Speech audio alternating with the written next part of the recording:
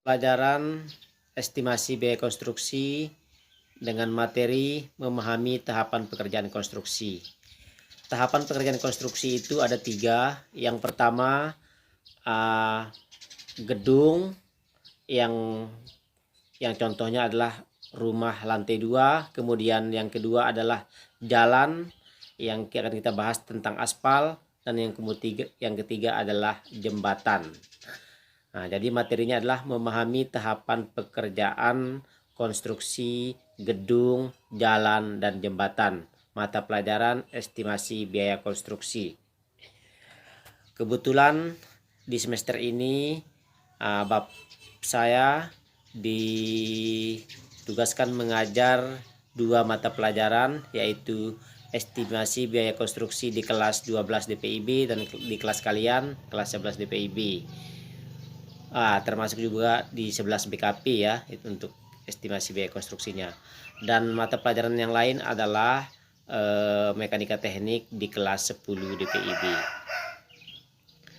Nah, jadi itu ya, pertemuan minggu lalu kita membahas tentang jenis-jenis pekerjaan konstruksi gedung. Kita lanjut. Untuk hari ini adalah tahapan-tahapan pekerjaan konstruksi. Indikator pencapaiannya adalah kalian paham tahapan-tahapan pekerjaan konstruksi, kalian mampu menganalisis tahapan-tahapan pekerjaan konstruksi dan menyajikan tahapan-tahapan pekerjaan konstruksi, dan yang terakhir adalah mengidentifikasikan pekerjaan konstruksi. Adapun tujuan pembelajarannya adalah melalui menyimak dan menggali informasi, ataupun kalian browsing di Google atau membuka video online melalui YouTube. Saya harap kalian mampu memahami tahapan-tahapan pekerjaan konstruksi gedung, jalan, dan jembatan, menganalisis tahapan-tahapan pekerjaan konstruksi, menyajikan tahapan-tahapan seperti itu. Adapun tahapan pekerjaan gedung dimulai dengan pekerjaan pendahuluan dan awal konstruksi. Karena ketiga pekerjaan itu, baik gedung, jalan, dan jembatan, memiliki tahapan-tahapan yang berbeda.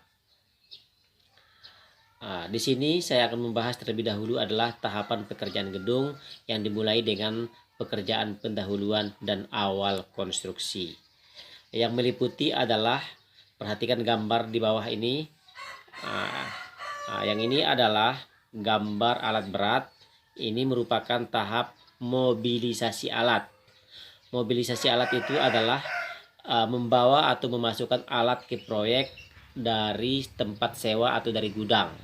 Itu namanya mobilisasi. Membawa alat, baik itu alat berat atau sejenis dump truck dan lain-lainnya ke lokasi proyek, itu namanya mobilisasi.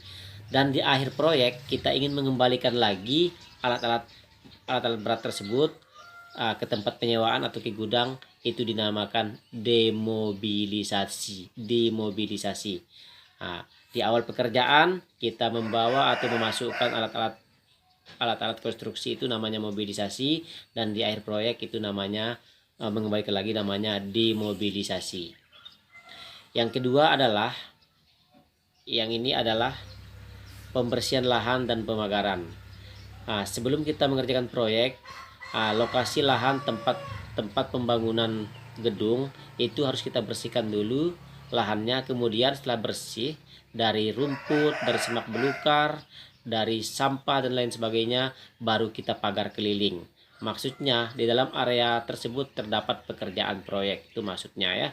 Pemagaran itu bisa dari seng, atau dari yang saat ini banyak dari pagar itu terbuat dari bahan spandek ya, untuk mengelilingi area pekerjaan proyek.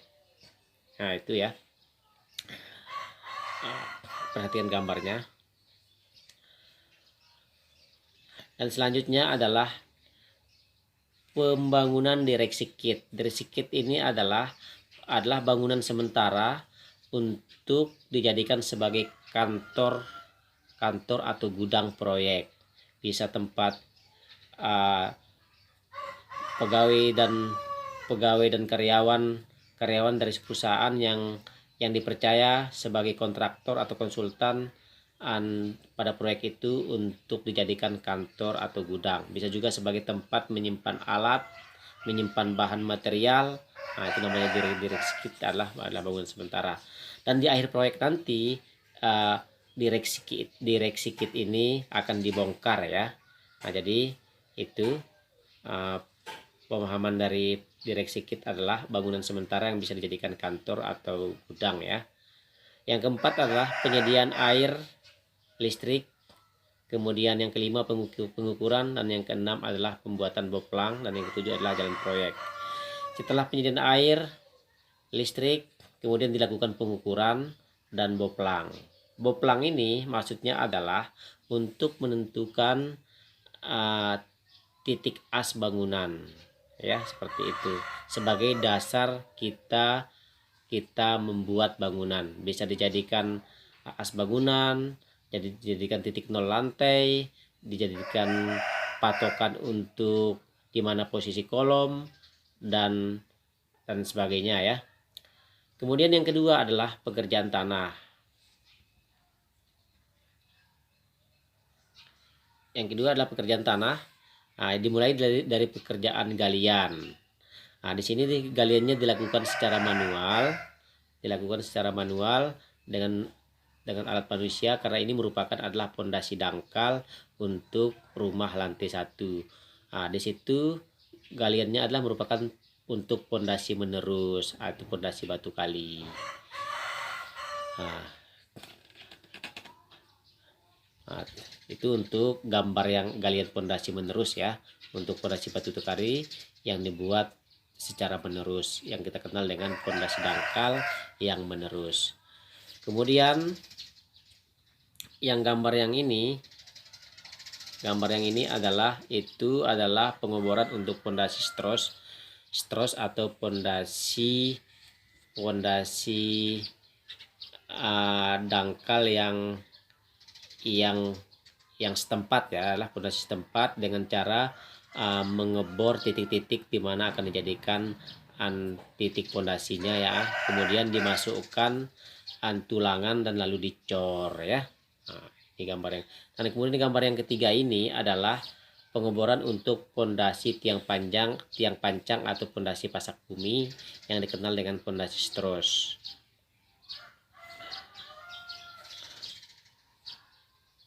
Pekerjaan pondasi, jenis pondasi menerus dalam hal ini adalah pondasi batu kali yang mulai dari bawah itu adalah urugan pasir. Yang ini urugan pasir, kemudian ini urugan pasir. Kita kembali ke slide ya. Urugan pasir, di atas urugan pasir ini adalah batu kosong.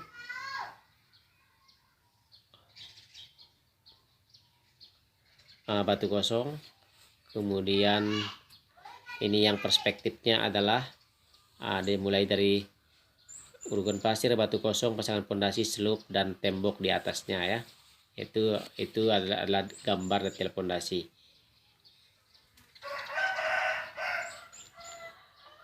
Selanjutnya di slide berikutnya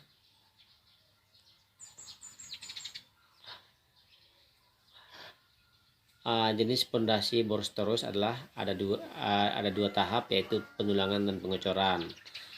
Setelah dilakukan pengoboran, tulangan yang sudah dibentuk lalu ditancapkan ke lubang galian. Kemudian yang kedua lalu dilakukan pengecoran, itu untuk pondasi boros. Untuk yang ketiga adalah jenis pondasi tiang pancang atau paku bumi, pemasangan alat pemancang. Setelah pemasangan alat pemancang, lalu tiang pancang yang dari pabrik dimasukkan ke lubang pancang dengan menggunakan kren atau alat pancang ya, seperti itu.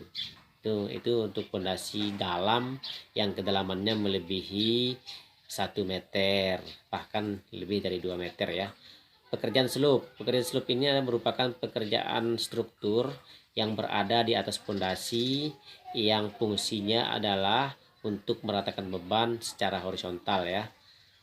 Beban dari atas yang dipikul oleh kolom diratakan oleh selup. Yang ketiga, pekerjaan struktur dimulai dari pekerjaan cor beton kolom. Di dalam pekerjaan cor kolom terdapat pekerjaan pembesian, pebasting, pengecoran, dan kuring atau pengontrolan sehari-hari setelah pengecoran. Pekerjaan cor beton balok dan ring balok hampir sama dengan pekerjaan cor beton kolom. Kemudian adalah cor beton plat lantai. Pengukuran dan bagesting pekerjaan persiapan, labeling marking, pengecoran plat lantai, pekerjaan kualitas, kontrol kualitas, pengecoran dan kuring. Itu tahapan untuk cor beton plat lantai. Tinggal kalian baca ya. Itu untuk pekerjaan struktur. Dan yang keempat adalah pekerjaan arsitektural, meliputi pekerjaan dinding, pekerjaan plesteran dan acian, dan pekerjaan lantai. Pekerjaan dinding di sini adalah pekerjaan tembok. Setelah tembok dan dinding terbuat, dibangun, baru dihaluskan dengan plester dan acian. Baru pekerjaan lantai. Lantai itu ada pengecoran lantai, kemudian ada pemasangan keramik. Nah, itu untuk pekerjaan arsitektur. Pekerjaan dinding di sini adalah salah satu contohnya adalah pekerjaan dari dinding bata. Pekerjaan arsitektur yang lain adalah pekerjaan kusen pintu dan jendela. Pemasangan kusen pintu dapat dilakukan bersamaan dengan pemasangan bata atau kusen aluminium. Dilakukan setelah balok gantung dan dinding terpasang, gitu ya. Nah, kalau dia dari kusen pintunya dari kayu, ya bisa bersamaan dengan pasangan batanya. Tapi kalau kusen aluminiumnya dilakukan setelah balok gantung dan dinding terpasang. Pekerjaan pelapon, suatu konstruksi bangunan yang berfungsi untuk mengurangi panas matahari terhadap penghuninya. Bisa juga sebagai estetika bangunan, memperindah langit-langit bangunan di bawah atap. Pekerjaan pengecatan, permukaan dinding luar dan dalam perlu dilakukan pengecatan, yang sebelumnya dibersihkan terlebih dahulu dari kotoran-kotoran, diratakan dengan pelamir atau cat dasar. Pengecatan di sini ada dua, ada di luar dan dalam. Biasanya untuk luar itu digunakan cat yang tahan terhadap air dan panas. Kalau di dalam ya lebih ke estetika saja ya. Seperti itu. Pekerjaan arsitektural yang lain adalah pekerjaan sanitair, meliputi pekerjaan pemasangan pipa air, dalam hal ini air bersih dan air kotor, pipa air buangan hujan, keran air, floor drain, dan kloset. Nah, itu ya untuk sanitair ya. Kemudian pekerjaan elektrikal dan mekanikal. Elektrikal ini dalam ini pekerjaan instalasi listrik, pemasangan stop kontak, saklar, titik lampu, dan sebagainya. Untuk pekerjaan mekanikal adalah seperti di lantai 2 ada pekerjaan lift, pemasangan tangga naik atau eskalator. Yang ketiga adalah pekerjaan atap. Nah, kemudian yang keempat pekerjaan sarana luar bangunan berupa pembuatan jalan lingkungan, saluran, drainase, pekerjaan pagar keliling. Itu arsitektur ya. Nah, khususnya untuk pekerjaan sanitair yang meliputi pemasangan pipa, biasanya untuk pipa air bersih itu 3/4 dan pipa air kotor itu pipa 4 in. Berikutnya adalah merupakan tahapan-tahapan jenis pekerjaan konstruksi gedung yang tercantum dalam RAB atau rencana anggaran biaya, yang biasanya adalah didahulukan oleh pekerjaan pendahuluan yang meliputi mobilisasi dan demobilisasi, awal konstruksi, pembersihan lahan, dan sebagainya. Kemudian di situ ada pekerjaan struktural dan pekerjaan arsitektur.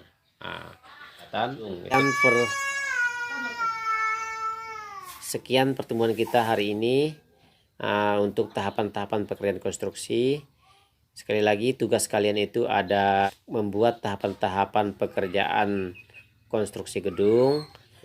Lebih kurang saya mohon maaf. Sampai ketemu di pertemuan berikutnya. See you again. Wabillahi taufiq wal hidayah. Wassalamualaikum warahmatullahi wabarakatuh.